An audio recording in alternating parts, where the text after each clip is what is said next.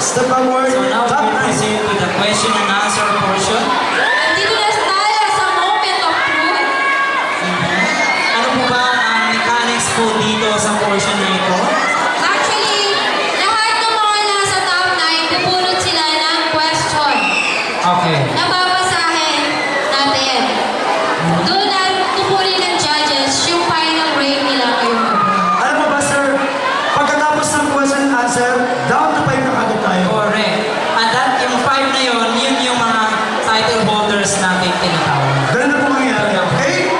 Kaya Ian Gatchalian, Robert Inocencio, Miss Rose Ann, Sir Carlos, Mr. Jaimer, Ma'am Denise, no, Ma'am Denise, Miss Denise na lang. O Papa Boom, Miss Roland, Si Sir, Ceci, and Sir Mark. si Sir, Sir Mark. Brian, ay, Warren Good Alisgado. luck! So, ang mangyayari, bubun sila. Tayo na rin tatanong kasi po, parang sila ay mag-score na lang. Okay, base sa kanila pong rules ng bago po magsimula, back to zero po tayo. At ang una pong tatanungin kung sino po yung may pinakamababang number. Para po hindi kayo malito. Yun po yung naging usapan natin.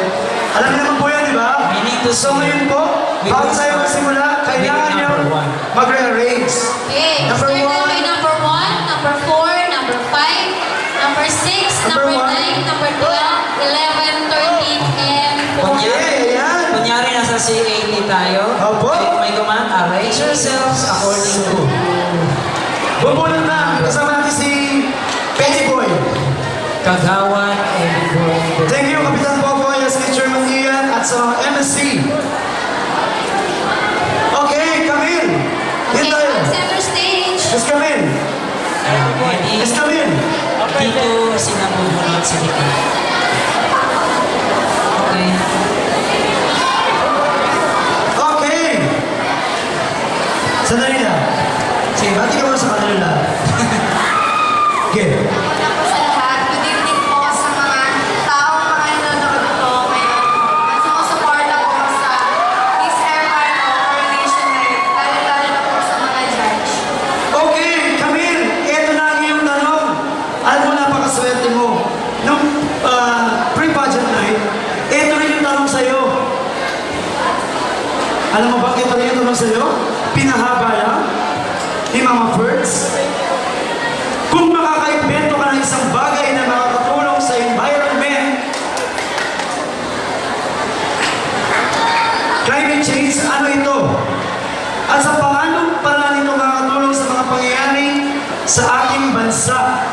For example, yung climate change yung sinasabi natin. Okay, Camille. Una-una po sa lahat, gusto ko po maka-invento ng isang malaking garbage bag or lalagyan ng mga basura para po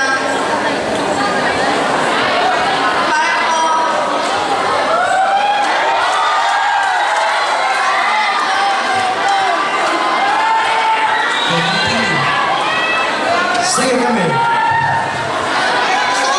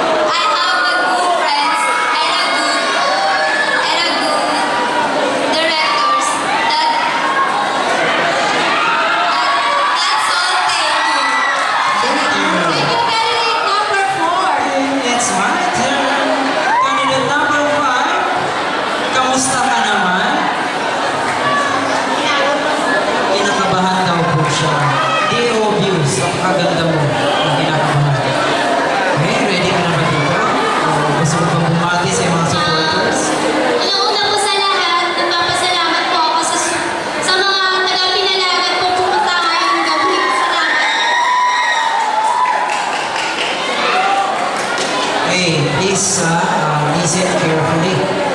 Here's your question.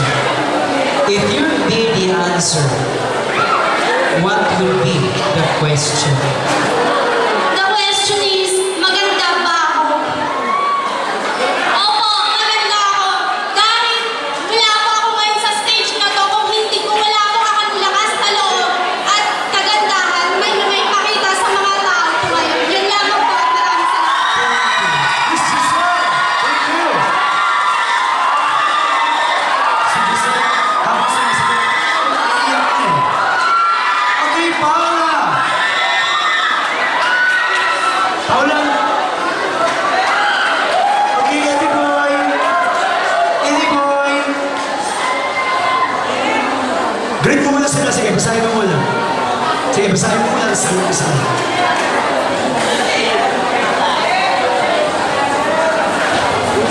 Sa naglalagab na taga-Bicol sa inyong lahat,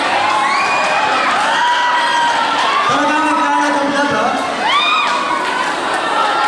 Ito lang yung tanong, Paula. Kanina number 6, bilang isang kabataan, sa paanong paraan ka makakatulong para maiwasan ang lubusang pagkasira ng ating inang kalikasan? bilang